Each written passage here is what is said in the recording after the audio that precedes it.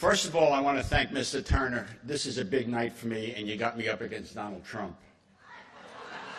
I need to thank the people who live in my heart and soul every day. My son Jesse, my brother Joel, my friend Roger. I want to thank JoJo, my wife, my partner, my best friend, my son Eric, my daughter-in-law Casey, my grandsons Jack and Henry, Pop Daddy loves you, and my sister Barbara.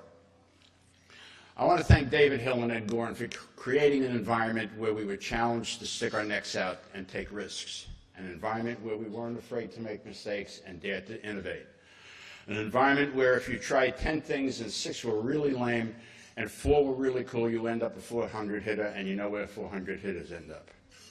I want to thank Jerry Gepner for hiring me when everybody told him he was nuts.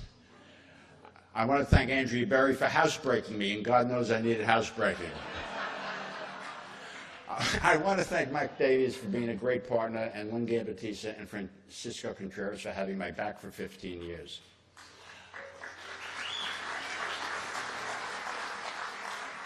I want to acknowledge the other inductees. When we started, David and Ed knew we had to make a big statement and hit the ground running, so they brought over the best: Sandy Grossman, Bob Stenner, John Madden, and Pat Summerall.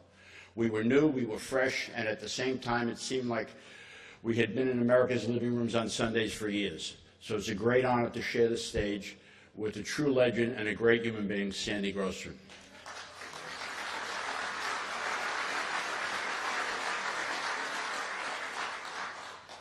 I grew up a Knicks fan, so Marv Albert's voice resonated in my living room for a long, long time. When you have 82 games to do, making them sound like big games every night takes a special gift.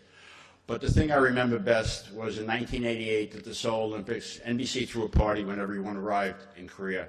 Marv was doing boxing, and he was introducing his crew. He introduced Ferdy Pacheco as Ferdy the fight doctor, a good doctor, but not somebody you'd like to see at the bedside of a close friend. David and Ed wanted to bring the viewer closer to the playing field, and one of the ways to do that was with great audio. The last time that I was on the stage was to induct Bob Seiderman into this Hall of Fame.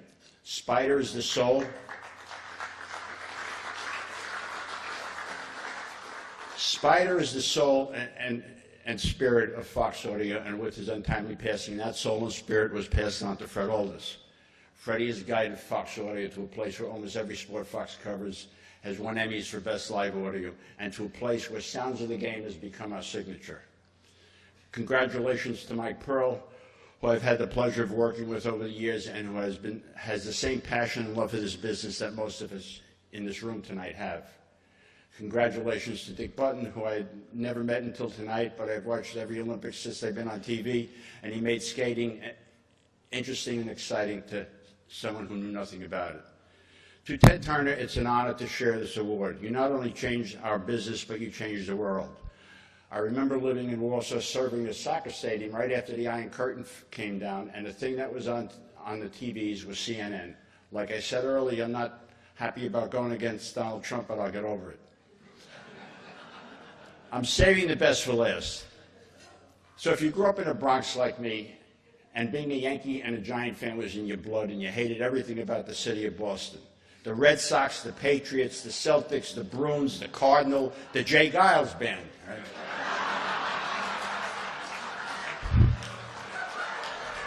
They were the enemy. So now it's years later, and this new company, Game Creek Video, and the guy who owns his family used to own the Patriots, and the prejudices of my youth take over. The only thing I knew about Pat was pictures of him chasing Matt Millen down the field, and Matt worked for Fox, so Pat got marked bad. But even I can learn to let go, and doing so opened myself up to one of the special relationships that I have been blessed to have gotten from this business. What starts out as vendor-client evolves into one of the closest relationships in my life. That's one of the gifts that happened in this thing of ours. I get to know a very special family: Lynn, Garrett, Terrence, Kyle, and 400 Irish people whose names I sometimes have difficulty remembering, but I'm old and that's what happens. I have invited to more Irish weddings than I can remember, and that's from a guy who never got invited anywhere. There are people here tonight who know me my whole life and know my story and understand what a miracle this is.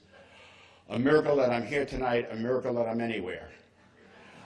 I have been blessed to be able to live 2 lives in 1 lifetime. So for the last 30-something years, I have been living a dream. From the shadow of Yankee Stadium as a very young kid, a passionate sports fan, to a career in this business. You can't make it up.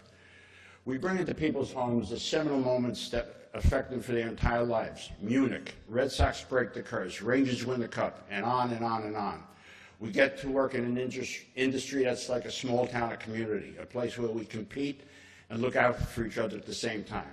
I guess you know by now, I guess you understand this has never been a job for me. It's a calling and a gift. I could go on and on about special people and special moments, but I don't want to keep Ed and Z up far outside their windows, so I'll share what I consider to be my special moment. Game 3, 2001 World Series. The country, my city, is shell-shocked and bleeding. Lenny the cop took me to ground zero that morning, flashed the shield, and took me around the smoke and disruption. Later that day, back in the stadium, I'm standing on the steps of the dugout in the neighborhood that I grew up in. Michael Jordan is playing for the last time in the Garden. There's an NFL game and the Meadowlands. The president is warming up behind the dugout, and 60,000 people are singing New York, New York, all with tears in their eyes. So this thing of ours, the sports television business, was the first healing for an entire country. I never felt as proud to be part of something I did that night, standing in that dugout. This is what we do. I'm humbled and honored to be part of this thing. I want to thank the Sports Broadcasting Hall of Fame. I want to thank Ken Agard. Thank you.